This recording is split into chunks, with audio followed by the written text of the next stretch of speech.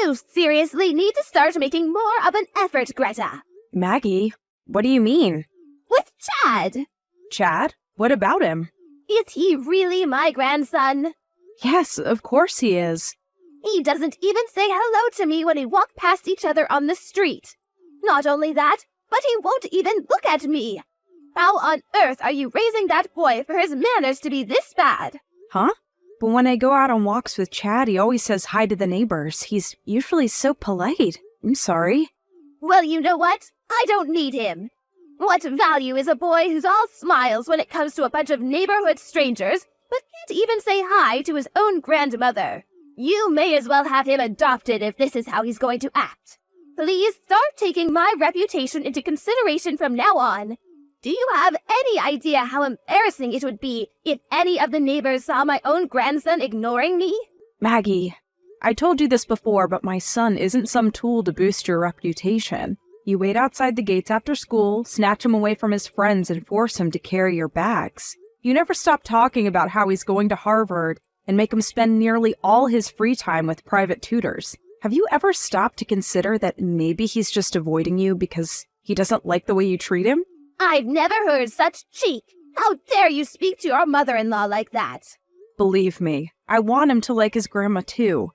But if you insist on continuing to treat him like this, I seriously doubt he ever will. Are you saying I'm at fault here? That's simply not true. I've been around a lot longer than you, young lady, which means I know a damn sight more about the world than you do.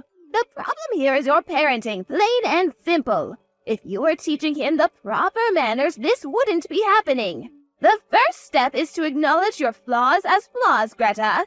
You'll never make any progress if you carry on living in denial. Right. Sorry. Anyway, do you have a date for the birth yet? Huh? Graham told me. He told me you're pregnant again. Why didn't you tell me first? To think you'd keep your own mother-in-law in the dark. Sorry, I've been so busy lately I've barely had time to think.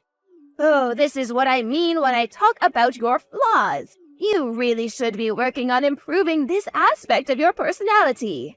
Let me make one thing clear. You absolutely will be giving birth to a girl this time. I won't forgive you if you give me another boy. You won't forgive me? That's totally out of my control.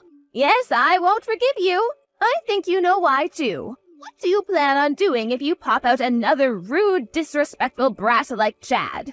What this family needs is some brightness and warmth. All you've done is provide us with misery so far. I know you can do this, Greta, so don't let me down, okay?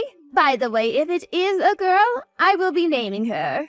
Make sure you don't go sticking your nose in and trying to influence my decision, okay?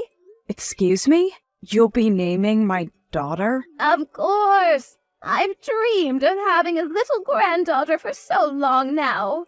But me and my ex-husband got divorced very quickly and Graham is my only child.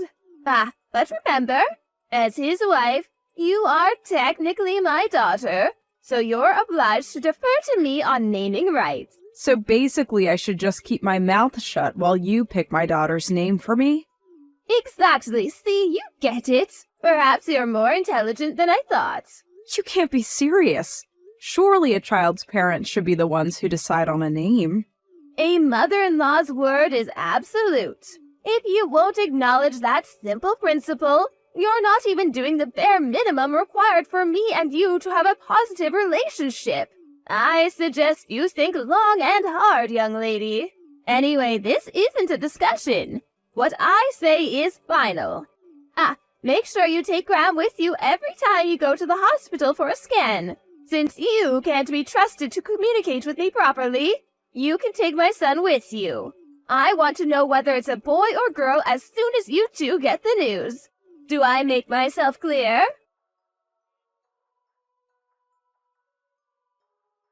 It's a boy, isn't it? Yes.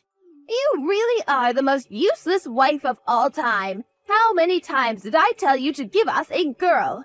Graham is sick and tired of you too. Maggie, listen to me.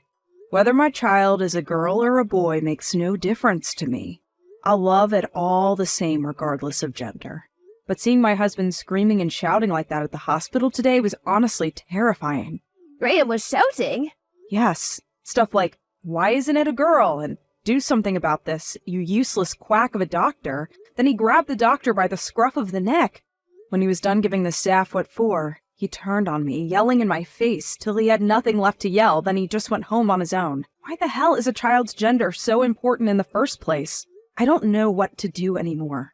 Graham's supposed to be the one I can rely on the most in the world, but I feel like I barely recognized him anymore. Please, will you talk to him for me? Not a chance. Huh? Oh, what do you mean, huh? As far as I'm concerned, Graham did nothing wrong. We've been telling you we want to have a daughter since forever. And what did you go and do in spite of that? We also made it very clear to the doctor from day one. Not just that, but I've been phoning him every day ever since just to make sure he got the message. You did what? You phoned the hospital every single day? Of course I did. The incompetence astounds me. To think we went out of our way to make sure both of you had ample warning and still managed to fail in your duties. You should be ashamed of yourselves. He's a hack, and he deserves to have his license revoked. Isn't it only natural that someone so bad at their job should be yelled at? My son did nothing wrong. Hospitals are ultimately businesses after all. Why the hell do they exist in the first place if not to meet customers' needs? Wow, I'm in total disbelief here. The gender of the baby was nothing to do with the doctor. Do you really think he has any influence over that? Medical technology is very advanced these days. Advanced, I tell you. There must have been something he could have done. I advise you to stop giving unsolicited opinions on matters you don't understand. But wow, Greta, seriously, another boy? Oh, Lord, give me strength. At least tell me you're having him aborted. My God, what's wrong with you? I'd never do that. Fine, then we have no choice. You've forced my hand. The boy will be having a sex change. Huh? Oh, you hear about it all the time. People who identify as females despite being born in male bodies. They have operations to turn them into girls so the exterior matches how they feel inside. To it that he has the operation as soon as he's born. If money's a problem, I'll cover it, so don't worry about that. Well, what do you think? Greta, are you there? Are you reading my messages? Sorry, I had the sudden urge to throw up. Oh, come on, you're such a whiner. It's only a bit of morning sickness. You've done this before, surely you should be used to it by now. No, it wasn't morning sickness that made me feel like vomiting. It was you. You're absolutely disgusting. Excuse me? No one in their right mind would seriously think it's a good idea to make a newborn baby have a sex change operation. First of all, you're only saying that for your own selfish reasons. You literally have no regard for what he himself might want. It's genuinely sickening. Oh, get off your high horse, you stupid bimbo. I wish my son never met you. If you think you're going to get away with speaking to me like this, you've got another thing coming. I have some tricks up my sleeve, you know. You'd be a fool to underestimate me. Do whatever you want. I don't want to have anything to do with any of it.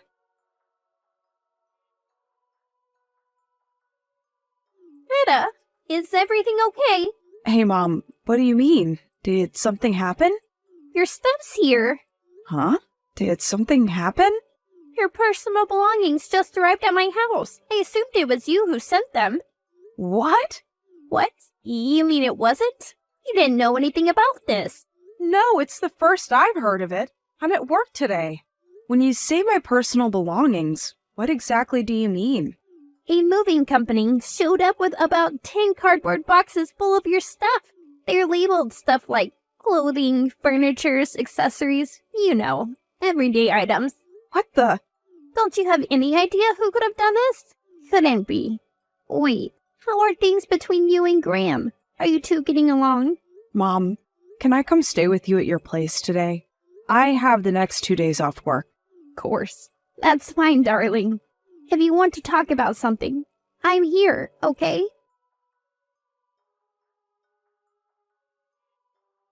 Greta, did your belongings arrive at your mother's house yet? I know it. It was you. Aren't I just the worst? But really, what did you expect? Graham's got my back on this one. He agreed it was the right thing to do. The divorce papers should be arriving by post tomorrow, so make sure you get them signed and submitted ASAP. Divorce? That's something for me and my husband to decide in private. We haven't even discussed it yet. Surely you can't be serious. Graham's the one who asked me to send them to you in the first place. Don't shoot the messenger. He said he had nothing to say to you, so he asked me to tell you instead. I see. And where do you propose the kids fit into all this? Did you think about that? The kids? Oh, those useless brats. What good are they to us? You can have them. You can raise brat number 2 by yourself as well. My son will be paying the bare minimum he's required to in child support, so don't worry about money. See. Fine. I'll sign the divorce papers immediately and hand them in tomorrow. Well, would you look at that?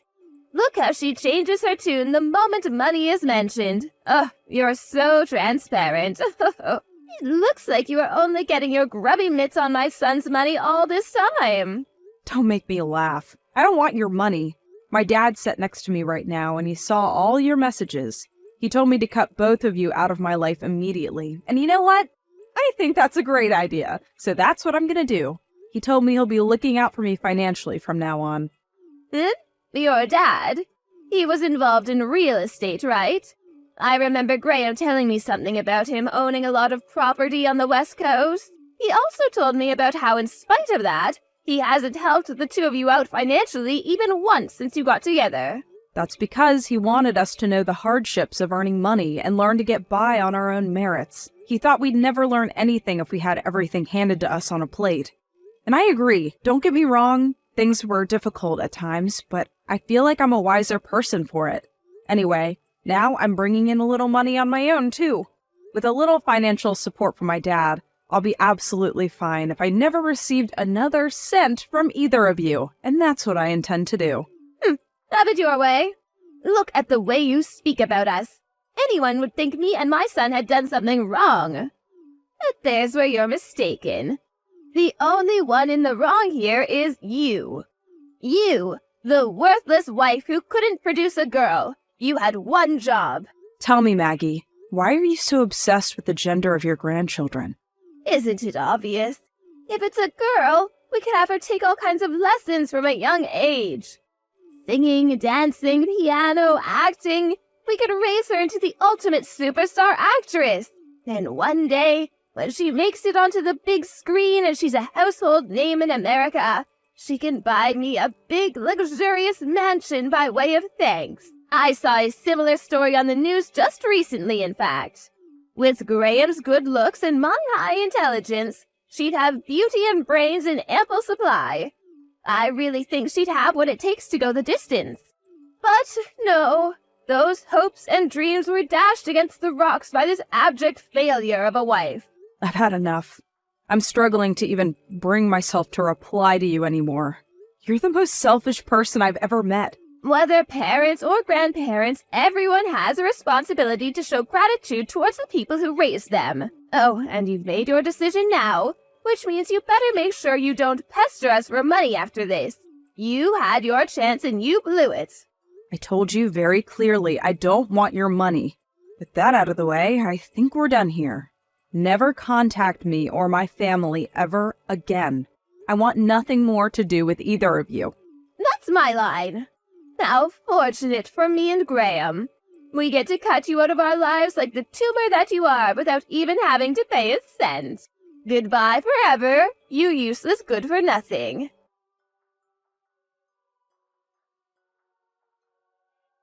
Edith, my, oh my, it's been a while. How have you been? Oh, it's me, Maggie. You know, the exceptionally kind woman who allowed your tragically useless daughter into her family for a little while.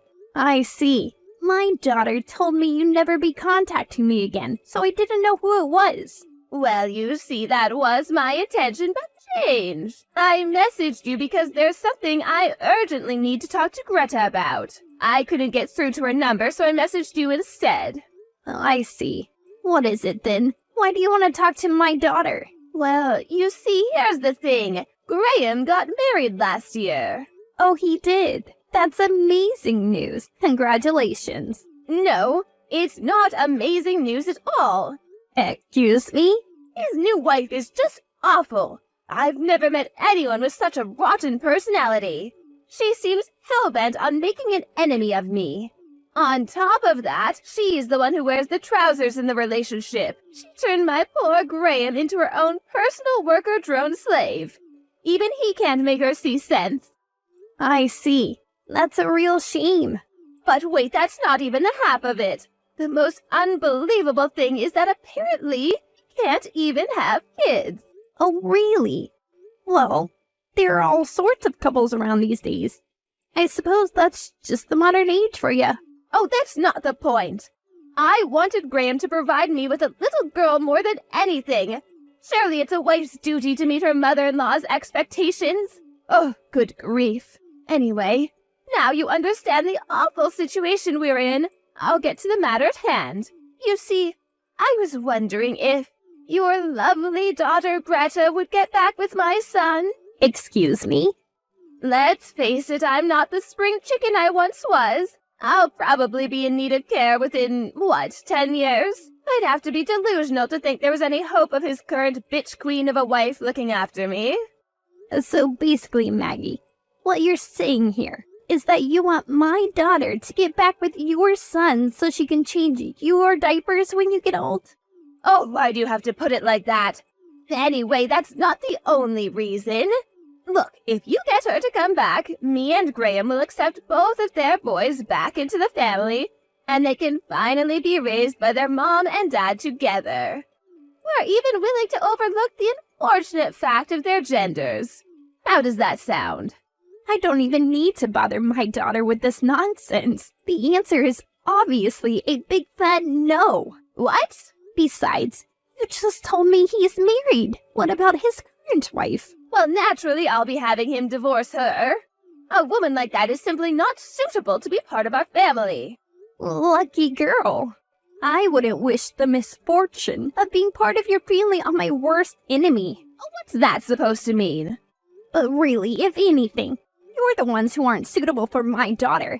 Greta won't be having anything to do with either of you again, just like she's already told you very clearly. So that's how you're going to act, is it? I see the apple didn't fall far from the tree. You're just as bad as her. Your manners are abominable. You're so arrogant. It's about time someone knocked you down a peg. Fine, have it your way. I'm never contacting you again. And don't think I'm bluffing this time, I mean it. Wow. Really? Thank you so much. Oh, what good is a wife who can only produce boys anyway? Good riddance. Oh yeah, one last thing before you go. It's about the baby. Her name's Angelica. WTF? Like Greta came up with it all by herself. You know, because that's what parents do. Isn't it just beautiful? Wait, what? Just wait, can you confirm something for me? Sure. You're talking about the baby that was born just after the divorce, aren't you? That was a boy, wasn't it? Nope, girl. What? Oh no, don't tell me you didn't know. Obviously I didn't know. The doctor himself told me it was a boy. Ah, of course. So get this. It turns out the image on the ultrasound at her first checkup was blurry, which means the doctor got it wrong. He realized his mistake after the third scan. My beautiful granddaughter. She's the biggest bundle of joy you could ever lay eyes on. Chad and her grandpa absolutely dote on her. I don't believe it. That kind of thing actually happened? You're lying. You do realize I can find out whether what you're saying is true very easily, don't you? Just come clean. Let me just stop you there, sweetie. You are absolutely not, under any circumstances, welcome at our house. Okay? I could send you a photo to prove I'm not lying. But actually, you know what? Why do I even need to prove anything to you? You mean nothing to me or my daughter, and really you shouldn't even be speaking to me right now.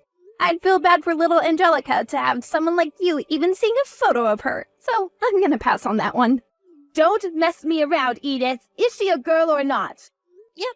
Anyways, if you'll excuse me, I have to go and pick the kids up from school. Wait! Edith, please. Excuse me? I'm being bullied by my new daughter-in-law on a daily basis. I've taken to the bottle. I barely eat or sleep. Please. My son's no use either. She's got him wrapped around her little finger. I think they may actually end up kicking me out of the house at this rate. Oh, no. So please, Edith, won't you and Greta welcome me into your family? You can't be serious. I mean, it's hardly fair to make me a pariah, isn't it? Little Brad and Angelica are my grandchildren, after all. Let me live with them. You wouldn't deprive them of their grandmother, would you? Maggie, your grandson's name is Chad. Anyway, you must be joking me, right? This is all a joke, isn't it? Yes, I meant Chad. My lovely, darling Chad. Oh, please, Edith, why would I joke about something like this?